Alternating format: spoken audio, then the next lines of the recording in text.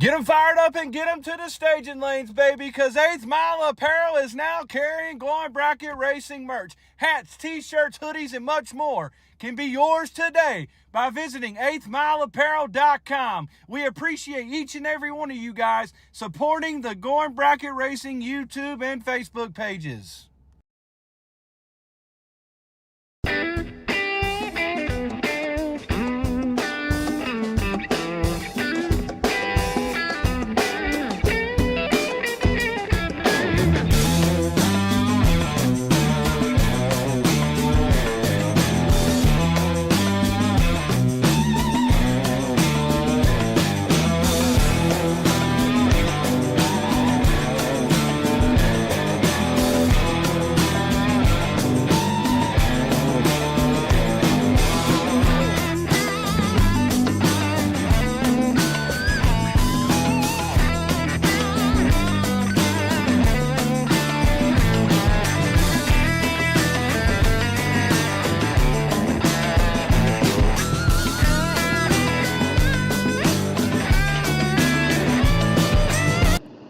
What's up, everybody? Casey and George here on April 15th, the tax day. I'm turning down this on my phone so I can see y'all's comments over here. I had to make sure Troy Abercrombie was in that chat because he's been on me about our guest today needing to be on for about, I want to say, 2-3 years now at least. April 15th, pay your taxes. Don't be a bad, you got to give Uncle Sam his cut so he can do stuff that you don't need done with it. But anyway, episode 191. Of the Going Bracket Racing Live podcast. Looks like I got that going over there. Thanks to the people that keep this going for free for us every single week. TSR Racing Products, go to them for your power glides, turbo 350s, 400s, 727 transmission parts, full transmissions, anything you need. TSR got it for you. BRG 3D printed parts. Brian Garrett can make any kind of custom parts that you need. Send him any kind of dimensions. He can create all kinds of stuff. And not to mention, he has a pretty good stockpile of parts that you need for your race car. I think we just posted a video of one for a CO2 bottle holder, quick change out on our Facebook page a little while, maybe earlier today. Syntex Printing out there in Temple, Texas. All those stickers like you see right there on that car behind me.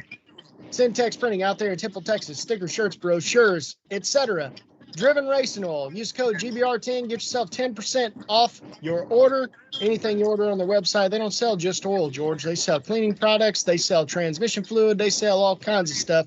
But use the code GBR10. Get yourself 10% off whatever you order at Driven Racing Oil. I messed up here. Proform Parts. That's the next person we got to thank. Proformparts.com.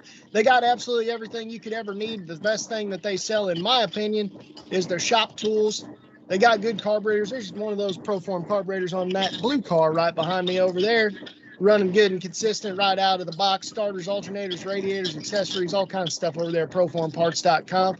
Crew Chief Pro software, they'll get your dial in order, especially if you're out there racing in Las Vegas, where our guest is at right now. And even though he might not need the help with the dial in, or maybe he did get a little insider information with that dial in during that win.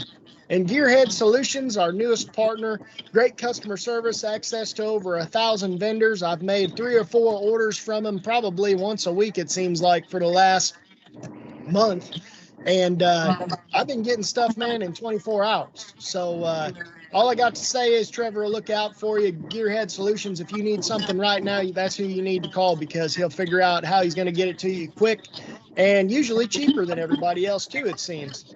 And, of course, 8thmileapparel.com. Get your GBR hats, T-shirts, hoodies, all kinds of stuff out there. George, you've had some trials and tribulations this week, have you not?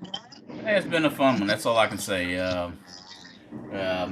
First off, shouts out to CP Promotions for having a great event. From what I heard, the tents went off pretty good.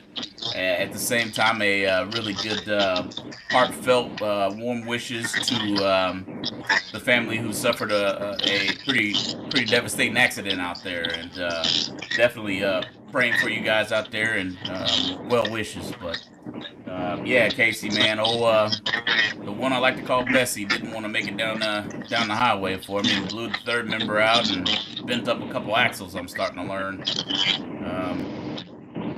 So as long as that transmission ain't hurt, needless to say, I won't cry too much more. But it's been one for us, man. And but we still kicking over at GBR Media. Hopefully to have a race coming live to you next week. Cool, man. Yeah, I'd like to see something out there. I was disappointed we didn't get to see the CP race, but ultimately it is what it is. Things like that happen, and whenever it's all said and done, what are you gonna do? It just is what it is. Oh, true statement. True statement, man. And keep somebody busy at work. I've met a couple of good friends, and I'm sure I can go into that a little bit more. Guys, you got to bear with us on this one because we are coming live from Vegas. There's some race cars out there. It's going to be loud this particular episode, but don't worry about it. You'll be able to hear everything good. I'm going to bring onto the show somebody. If you're in bracket racing, you know this name already. Went out there to Vegas, and I mean to tell you, whooped everybody behind. I'm just going to leave it rated PG. That was PG. Don't need no 13. It could have been rated G. You whooped everybody's behind. Cooper Chun, welcome to Go On Bracket Racing episode 191, sir. What's up? How are you guys? Hey, man. Hey, can't complain at all. I know you can't complain. Matter of fact, you might want to hide. You're going to have a lot of people asking you to borrow $5 pretty soon, man. Yeah. Dude. So I heard you out there in Vegas. What you got going on in Vegas? This is just off the cuff. So we had the Fling 2 weeks ago, National last weekend, and then the double divisional that starts tomorrow. So trying to kick off the NHRA stuff and see if I can't find something there.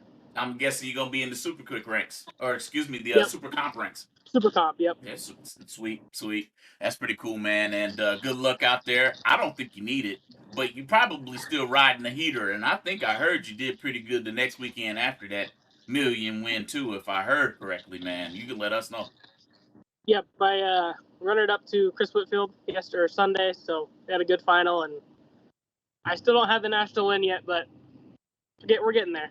Hey, all right. So this is off the cuff too, Kucha, man. Run it down. What happened out there? What happened?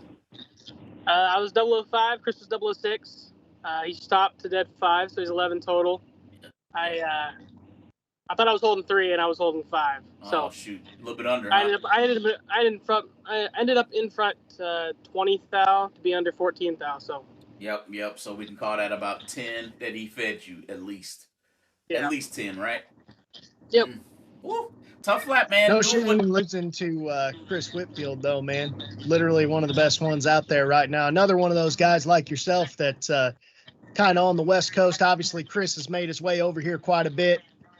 Chris win? Has Chris won the Spring Fling Million before? I feel like he went.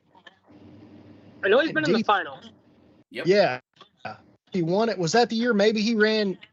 Was that Kevin Brandon that flew in and won that one time? Or was that, I can't remember if that was Chris or Kevin, because I feel like they ran the same car.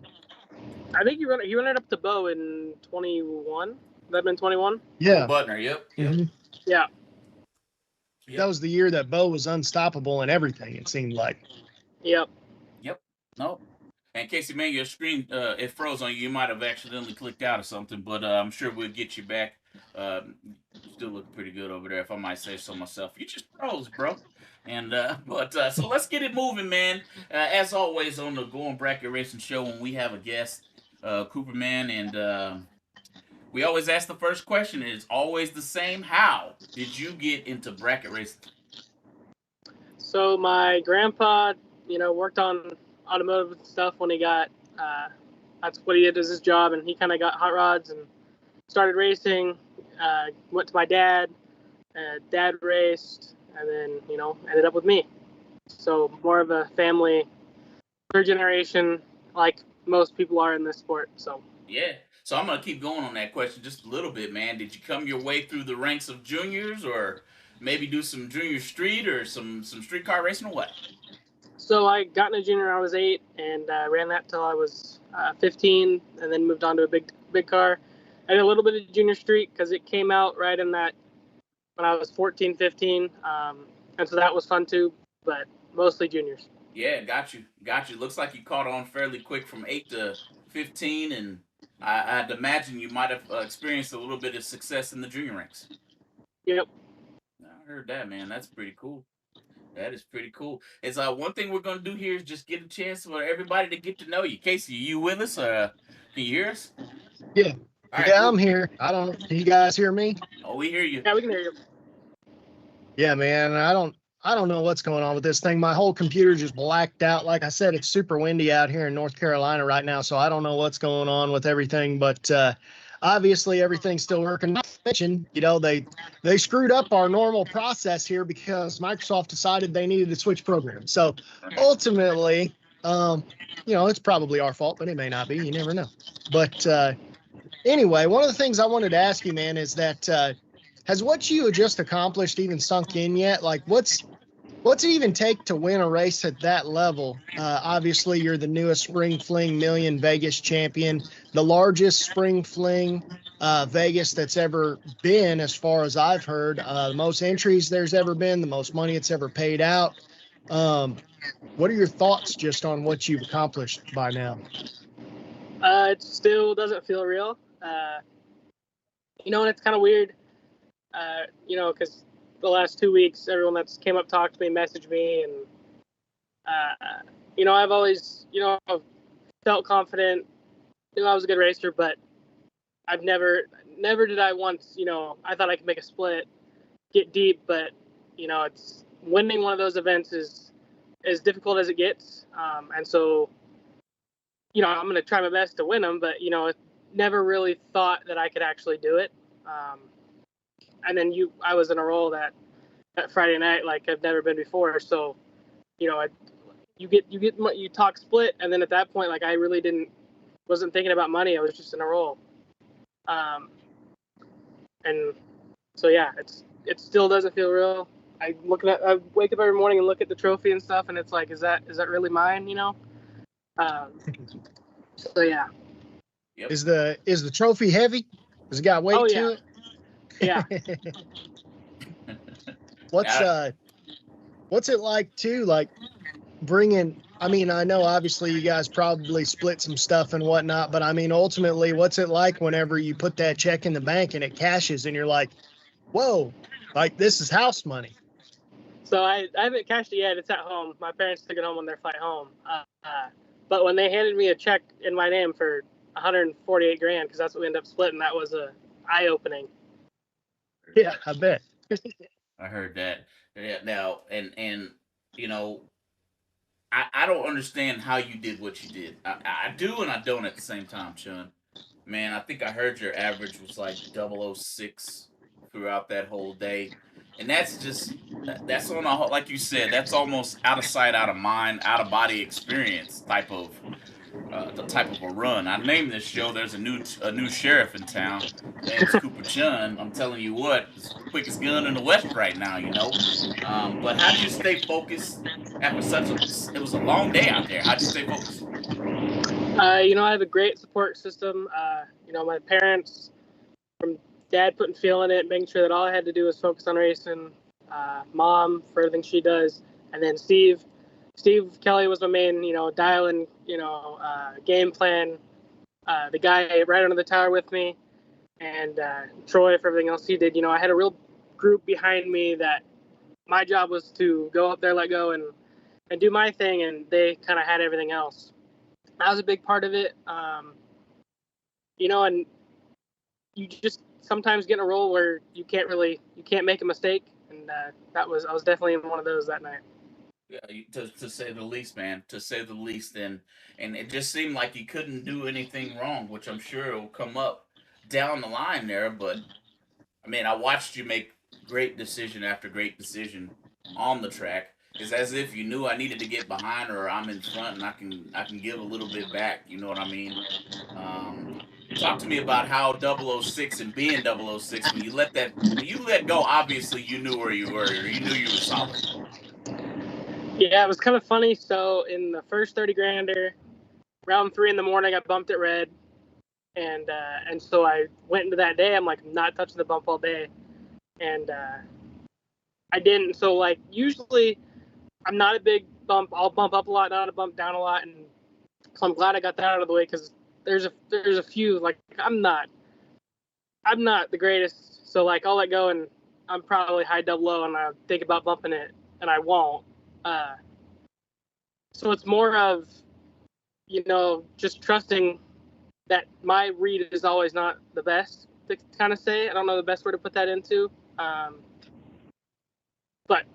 I mean, it's still, I don't know how I like a 006 average. I'm usually pretty good, not that good.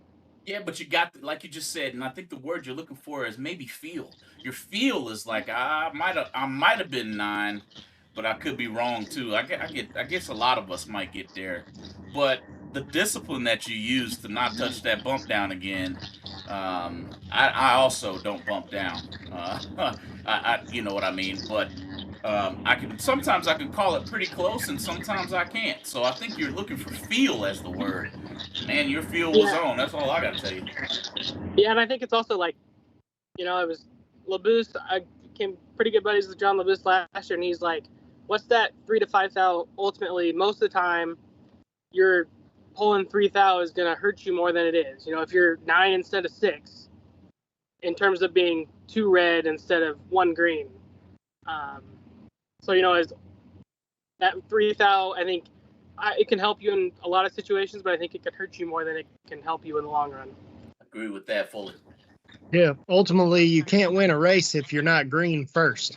That's rule number 1 a lot of time. I want to say that it was old man Labuse, Big John, that used to always say, hit it the best time the first time, or something like that. And not really worry about those types of things. But, man, I got a question for you, and this is from your buddy, Troy Abercrombie. And I asked him earlier today, I said, man, because you're his hero, I know he's older than you, but you're his hero. So I said, hey, man, is there anything in particular that you think I should ask Cooper? And he said, honestly, he said, I have a question that you should ask him that's more of a tactical or strategical type question, I guess. But Troy wanted me to ask, he said, I think one of the things that people might know about Cooper is that 95% of the time, it seems like he's actually a slower car. And he was talking about it in the essence of most dragsters, they say they want to be the fastest guy out there, basically. And they think it's an advantage to be the fast car. But he said if that's true, it seems like Cooper does awfully good, and he's the slow car a lot of the time. So I guess, do you see having the slower car as a disadvantage of any kind? Or, I mean, obviously, it can't be that much of a disadvantage compared to what you just did. So it all goes back to my junior days. So when I turned 13, Dad didn't want to buy a big motor, didn't want to buy any of that. And so I ran my first 2 years in Lightning with a slow motor. And a lot of it goes to that. And the whole time I've been in a big dragster, I've been the car in front. And so I'm not going to say it's not a disadvantage to be the slower car, because it is. But I've drove from in front and been the slower car almost my whole entire career, that I kind of know and have seen the look enough times to know kind of what it is like, if that makes sense. But like, yeah. So like when I first got the big car in 2020 and 21, like when I was the slower car by more than 5/10, I'd mess it up all the time. But I mean, you see enough of a thing or see enough of a look enough times, you eventually are going to figure it out. Right. I think that's something that Champ McCory actually said when he's driving that slow Firebird. He all, that thing notoriously goes like high 30s, low 40s, 730s, 740s. Yeah. And he always says, well, ultimately I'm way out in front of everybody else every single run, no matter who it is. Doesn't matter if you dial 650, he's still way out in front. And he said that he sees it every single time, the rate of closure, whereas everybody else sees it literally when they're running him, and that's it. So do you think it's kind of one of those thoughts? I mean, that slow, for sure. But, it's when you're separated by less than a second, in a dragster especially, if someone's chased me by 4/10, I mean, it's all right in front of them. And like in a door car, it's a little different.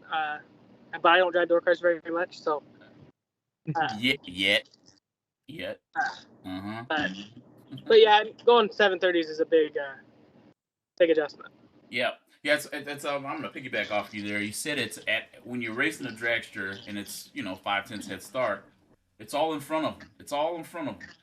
But you can try to grab the plate of food, and if it's out of reach, you're not gonna eat anything. And it seemed like you stayed out of reach, obviously, all day long because they could not pick off of your plate, bro. It was something that I have never seen, to be honest, especially from a 490 stance. I'm so used to, and so is everybody else, used to seeing a little bit faster of a car at a 470 range. I know another guy, I think it's Dylan Morales, and he hangs around like 5 flat-ish. Those cars seemingly are hard to judge. Talk to me about consistency and the level of consistency that your car has, in your opinion, at that speed.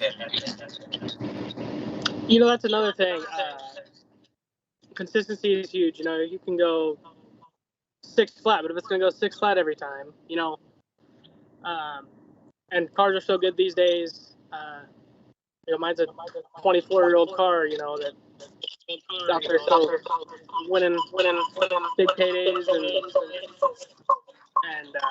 so I think the big thing is how good your car is. Right. Now, as Casey's trying to get his sound back, I think he just got it back. Turn that camera sideways, Casey. I'll cut you back in there. This is I've done all kinds of stuff here. So I don't know if this is working. Everybody can hear me right now? Oh, yeah, you're in there. Yeah, You threw an audible. That's what I'm talking about. Yeah, that's because what I ended up doing is I ended up so I'm on my camera on my cell phone. I'm looking at you guys on here kind of. And, man, it's a joke. I hate it whenever all this stuff decides to change last minute. Last minute. It's ridiculous. They don't have it figured out yet, but they want it out there. But anyway, what are we talking about? Well, we just got done talking about and kind of mentioning the 490 range, that kind of speed on the car, and how it becomes a little bit more consistent, in my opinion. If, like he said, like Chun said, if you're gonna run 6 flat every time, hey, come get me. I feel comfortable in instances like that. I think sometimes I can get on a groove in a tree, to where I'm in my mid-double-O range, and if my car's going to be dead on, you're going to have a lot to deal with on your hands, man. That's what we're talking about, Casey. Yeah, definitely. As I was messing with all this stuff, yeah, I always kind of thought that too. Whenever I had 490 dragsters, I mean, those things, they'll go 490 no matter where you go, no matter how cold it is, no matter how hot it is. And I kind of wonder if people have forgotten about that fact now because everything's so fast and the track prep is so good, which I know, Cooper, you're young. But I know that ultimately back in the day, when I was running this whole team, track prep wasn't what it is now. And, a lot of times you hear a lot of people saying, oh, the track sucks. It's like, no, dude, we're trying to run top dragsters and top sportsman cars at track races. Yeah, you're trying to go 430, yeah. Right. But yeah, anyway, what are we on, George? 5 here? What are we on? We're on Jared Pennington's comment real quick. He's saying Coop's reaction time gave him the advantage in most, if not all, runs in the million. That was a huge factor in his ability to dominate and win. And I agree with Big Jet 100%. Look, man, it's not seen that often. I know we saw, I think Bart Nelson chimed in and said at the OG last year, he might have been like 004 or 5 average. That don't happen very often. I ran him round 4. That's right. And I remember a nasty lap. You know what I mean? Yeah. Because there for a while, he was 00 every single hit. And then see it again in that manner is pretty large, man. But don't go anywhere, guys, because it's that time of day. And I know Tom Worthington, my friend over there, he probably already commented. I ain't looked yet, but we're going to cut into a commercial break real quick, give our marketing partners a few words. Coming back live with Cooper Chun in just a minute. Don't go anywhere. BRG Motorsports 3D printed racing parts are able to provide you with whatever you desire to enhance your drag racing operation. Items like safety belt magnets, nitrous bottle holders, and even quick release delay box mounts are able to be obtained from BRG Motorsports 3D printed racing parts. Have a look at top-selling items such as helmet hooks and steering wheel hooks, which are proven to make it easier to maneuver throughout your race car. You can contact BRG Motorsports 3D printed racing parts at telephone number 765-729-1177. We've completely redesigned our best-selling thermostat fan to make it even better. Proform's high-performance universal 15-inch electric fan is the perfect upgrade to replace the stock fan in your vehicle. It's equipped with a thermostat that's adjustable from 160 to 240 degrees. Mounted to your radiator supports with sturdy brackets and driven by a heavy-duty motor, this unit pulls up to 2,800 CFM of air with a 14-amp current draw. All mounting hardware and wiring are included.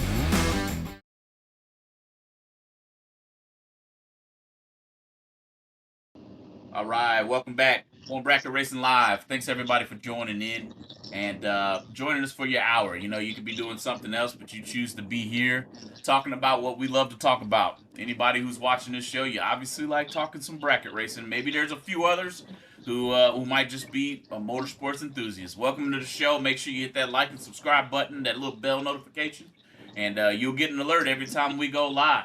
Special shout out. This is going to be a quick rundown of this big list we got right here. Kid Jones Performance, BRG Motorsports, Syntex Printing, 8th Mile Apparel, Crew Chief Pro, Team 14 Motorsports, Driven Racing Oil, Gearhead Solutions, Proform Parts, TSR Racing Products, and those guys over at Your Ad Here. Man, that's George and Casey. And if you would like to put your ad in that location, I promise you the best customer service you will receive.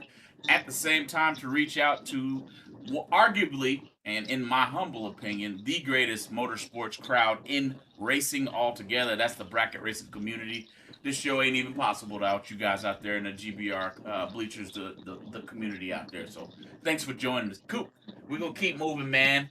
And next one I got, man, is what credit card you're going to go with that gives you the best return on Sky Miles.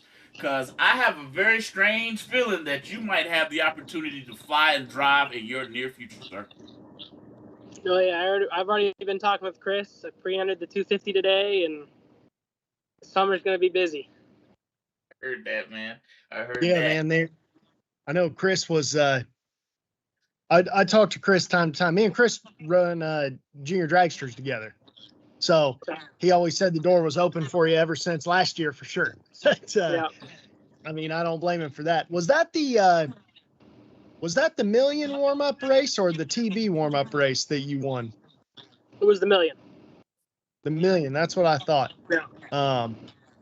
Yeah, man. I know Chris has said nothing but good things about you, and he's another one of those people that was a big fan of yours forever. I have a question for you though, because I don't know a whole lot about West Coast racing other than what I've heard from Troy. And, you know, I always thought that NHRA was real big on the West Coast just because there wasn't a lot of bracket racing out there. Is that kind of changing now, or? So the last few years, it's been kind of changing. We have some stuff here and there, but it's mostly all NHRA stuff. Like for D7 especially, we have we're more points racers, NHRA ET finals, that kind of stuff up by me. But there's a good mix of that, and we have bracket racing, yes, but nothing compared to the East Coast. Right. There any prospects of Cooper Chun might need to be moving or what? Not yet. That makes sense. Yeah, but obviously you do your fair share of NHRA racing as well. What do you prefer doing, and why do you prefer it, or do you even care? Is it just you just want to go to the track? Most of the time I just want to go to the track, but you know, the NHRA stuff a little bit, had some early success, so then you get hooked on that, and you know, they both have their challenges, and you know, track racing's go, lots of runs. And it has a challenge of you have to be, you know, perfect every run down the racetrack, and then NHRA stuff, you know, you have more time to hang out with friends, and you have, you know, racing's not as tough in terms of number wise, but you know, dialing and big weather swings and trying to, you know, dial to an index is just as difficult as putting down a sub 15 total package is. Well, and not to mention, I think a lot of people don't realize too that you might make your time run, especially at a national, you might make your time run today, but you might not race for 2 days. So 890 isn't as easy to run 2 days from now as it was 10 minutes after you ran your time run. Especially Vegas with the wind and right. And like Now, the big thing I was talking about, someone came up and asked me. They said, they go, is this any different than last week? You know, running for big money compared to the final last week. And I go, well, last week I ran every 15 minutes. Like I didn't really have time to really think. It was just go, go, go, and then I have to sit here for 2 hours while pros ran before the final, and you're figuring out what you're gonna do. You relax. Like they both have their challenges. And I think you're referring to towards the end of the night, you got to run every 15 minutes, right? Because in the beginning, the final. Yep. The final 3 rounds or whatever it was. Yeah. Yep. So how, a lot of. Go ahead, Casey. I was just gonna say, sticking with the West Coast thing. Wherever I know you're from Washington State, right? Yep. So, how many tracks are there by you? How far do you have to travel to tracks? Like, is it even possible to legitimately like race every single weekend because of travel time? Or are there more than I realize? There's more than you realize. You can pretty much run about every weekend within a 4 to 5 hour area. We have 2 tracks up north that are about 2.5 hours from me. The track that races on Wednesday nights, like 5 minutes. And then Woodburn's an hour south. And then we have a few racetracks on Eastern Washington that are within 4 hours. So you're not terrible far from Woodburn then. So I for some reason thought you were like right at the Canadian border or something. Nope. No. Okay. So you're in Southern Washington. So if there's such thing. I just tell people Portland, Oregon, because I'm in Vancouver, Washington. So people think Vancouver, Canada when I tell them. Yeah, that's what screwed me up, I guess. Yeah. So when I see people, I just tell them Portland, Oregon, because it's close enough. Get the job done. Yeah, I got you. Yeah. Casey, man, I think we're on number 6. It's all you. No, we just talked about that. Well, then it's on number 7, man. My bad. All right. This is a good one. And I'm gonna throw a few little jabs in there. Maybe nothing major though. Barring Roblox and drag racing, because it seems that the younger generation, at least including myself, I'm not the younger generation anymore, but play that game quite a bit. But is there a specific way that youngsters are driving that makes them successful right now? Is there something? I called it out from the jump that somebody under the age of 23 was going to win the million this year. And just from what we've been watching, especially being, if you want to call it bracket racing news media outlet, then so be it. Casey and I watch round after round after round and get messages all the time. Do you have a specific thought in your mind that's given young guns a little bit of a heads up? You know, I think juniors are a huge thing. Number one, not starting at 8 instead of 16 or 5 or however old it is now. And then now that these races are taking so long, that can be a bonus because, you know, teenagers or early 20-year-olds are easier to staying up till 2-3 in the morning. As much as I wish that weren't true, but it's a factual statement. Sure. But I think juniors is a big thing because if you get a kid in a car that's been driving for 8 years, that compared to, you know, 20 years ago or 30 years ago, before juniors, you know, they weren't driving till 14, 15, 16. I think is a big part.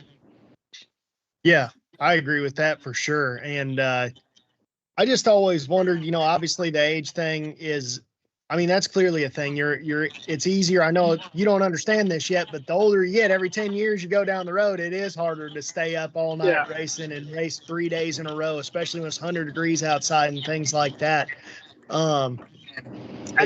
Just responsibilities too, you know, like I think that's another big thing. Like I'm going to college, so I have a little bit of responsibility, like I'm doing school, but it's nothing compared to bills and whatever else. Yeah, well, now you made enough money where the mortgage payment, whenever you do decide to buy a house, isn't going to be such a big deal either. That's what it is. I was dropping a hat. But yeah, man, I agree with you 100%. The junior dragsters are definitely, I mean, it just sets you out there so far because as a junior kid, if your dad's going to take you every single weekend, I mean, you have a 30-year-old's mentality by the time that you're getting your driver's license as far as just conceptually how a race should look. And Yep. as long as the parents run the junior program how they're supposed to, because it is supposed to be a learning experience. And I've said this several times. There's a lot of T-ball parents out there that are like, oh, my kid's doing this, my kid's doing that. It's like, that's cool, man, but your 15-year-old isn't learning anything by racing a 10-year-old and beating up Yeah. on the 10-year-olds. Like, you need to take him somewhere where he's going to learn something, or she, Yep, whatever, exactly. you know. But the fact of the matter is that it's, you know, if you use it for the experience level that it is, like yourself, Corey Galletti, Gage Birch, you guys are all the, you know, the poster children of what you're supposed to learn in juniors directly applies to what you can do on the racetrack whenever you get old enough to do real stuff. Exactly. Yep. Man, I guess this is I feel like I know what you're going to say, but your ultimate goal after you've already accomplished one of the biggest things you can have. Like, in my opinion, there's only two other things that are bigger than what you've just done. Bracket racing side, obviously the OG Million, Yep. winning that. And I know you would say an NHRA national championship. Yep. So which one of those, if you had to say my ultimate goal is one of these, what is it and why would you choose that?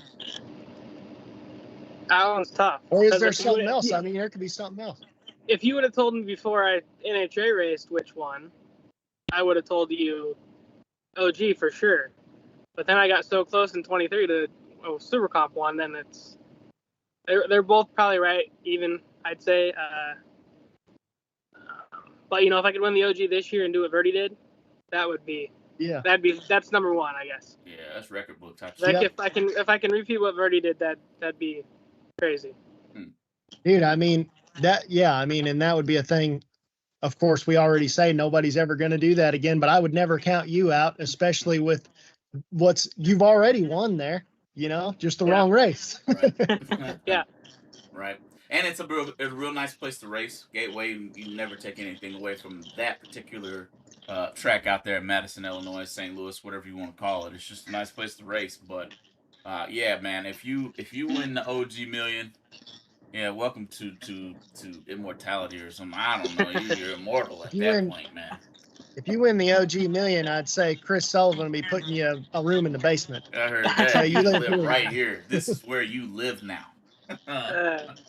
No, man. So we're coming to a close, man. Moving in pretty quickly here, but as always, we ask this question here, and maybe you're gonna have a different outtake, like kind of like Casey's been saying here. I've heard up, I've heard down, I've heard neutral. But in your opinion, what does the state of big money bracket racing look like moving forward? I mean, are we in a good spot? Do you see any laws? You see any issues? Tell us what you think.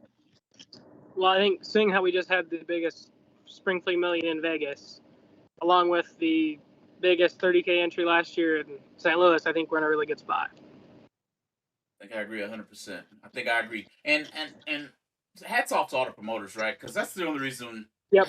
We talked about this maybe a few weeks ago, Casey, before we heard IHRA actually bought their second track that they said they were going to buy. Third then. I'm just throwing out, subtle jabs, just trying to be as nice as possible. But we talked about how sanctioning bodies really don't dictate how bracket racing turns out. We always need the insurance for the sake of the track owners and the drivers, but man, those promoters, again, we always gonna say thank you here at Going Bracket Racing to those promoters. Pete Biondo, you guys did a heck of a job out there, and that's all I gotta say about that. Yeah, if we didn't have promoters, there wouldn't be these races that we love to go run, and that's along the board. That's all the 10, 15 granders everywhere, even the 5 granders. If we don't have those, then there's no promoters, there's no big money racing. I hear you. Nope, I hear you, man. So, man, I don't know if you got anything else you want to share here. I know we're coming up. Casey's probably got a question coming off the dome for you here in a little bit, man. But don't know if you got anything else you want to share. This is kind of a get to know Cooper Chun moment. What's your favorite ice cream? You want to drive my race car? I'll drive. Here's a question I have for you, Coop, because it's cold where you live, at least more than where I live a lot of the time, and I assume if you're not flying in somewhere or going way out of your way to go drive, run some certain events, that your season is not as long as it could be in other areas of the country. And you're also known to be one of the people who's always on the tree, like round after round after round. You're a very consistent guy letting go. What's your off-season regimen kind of to keep your skills sharp? What George said earlier, I don't hit the practice tree, but I do play the Roblox drag racing game. So that's. Do you really think that actually helps? Like, it's not just entertainment? I can see a little bit of both. I don't know. It's fun to play, so I don't know if it. I mean, ultimately, I guess, you're reacting to the light. Like, I mean, you're reacting to a change. So ultimately, I guess it can't hurt. It's just a more interesting way to play a practice tree, I guess. Yeah, man, I think it's a little deeper than that sometimes. And I've been a catalyst of simulated drag racing games my entire life.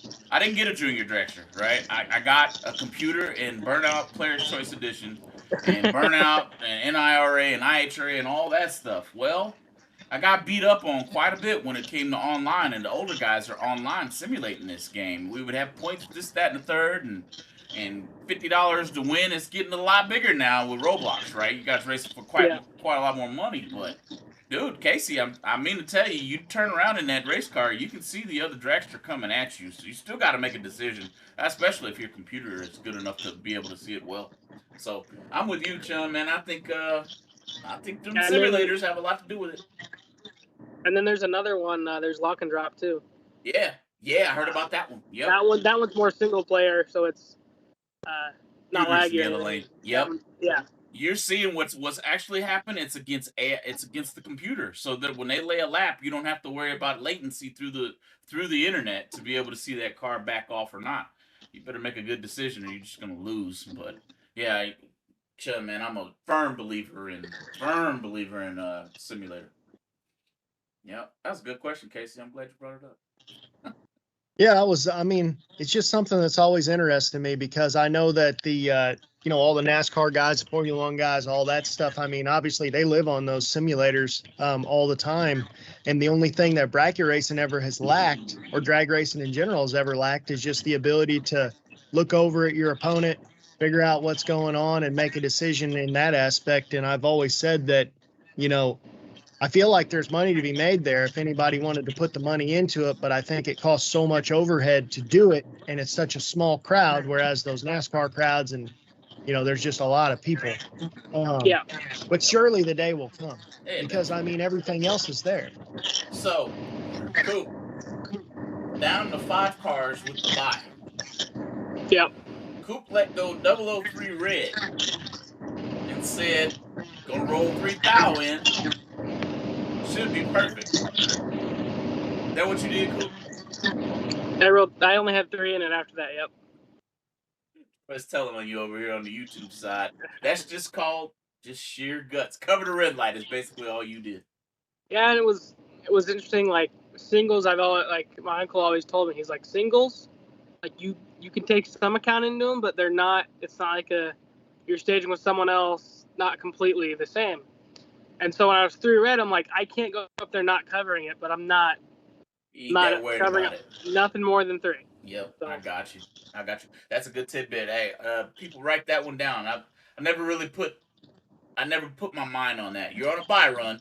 Your staging process is way different. Whether you're going to be first or second, doesn't matter. You're the only one. So that's got to change something. I never put my mind on that. The hardest thing about the bye run always is that red light comes on before the yellow light comes on. That's the weirdest thing, so it pulls you down. Yep. Yeah. Yep. That's interesting. Interesting. Thanks for that, man. Troy, man. That's pretty neat. Yep. Yeah. Yeah, man, I guess at this point, I know you got people to thank, so Who you got to thank before you get off here, man? All my friends and family back home. Without them, none of this happens. I just put some new Hoosiers on today. You guys are all Mickey guys and stuff back east, but I've been on Hoosiers for almost forever. So I have an A1 converter from back home. Local guys do our motors, always have Tabers. We actually put uprights in the car Monday before the event. Jesse Adams Really? did that. Yeah. But no, just everyone that helps us out from back home.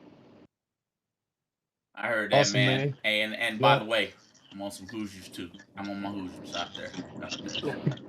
Oh, and local guy back home, Dave Arslan's truck down him too. He helps out. It's just all the people that help out. Nothing big, but everything helps. It counts. Well, I heard that, man. Well, awesome, man. Hey, I Congratulations appreciate again. you taking out time of the double divisional too, coming on and sitting down with us, having a little fun, be it as it may, and good luck out there. And like I said, I heard you're on a heater, man. You keep it up. That's all I got to tell you. Yep. That's what I'm gonna try and do. Definitely. Alrighty, guys. All right, thanks, man. So, guys, thanks for joining us in today on another episode of Going Bracket Racing, episode with Cooper Chun, and we'll be glad to get back at you next week, same place, same time. See you guys next Tuesday. Be good out there. Turn on some wind lights. Have a good one.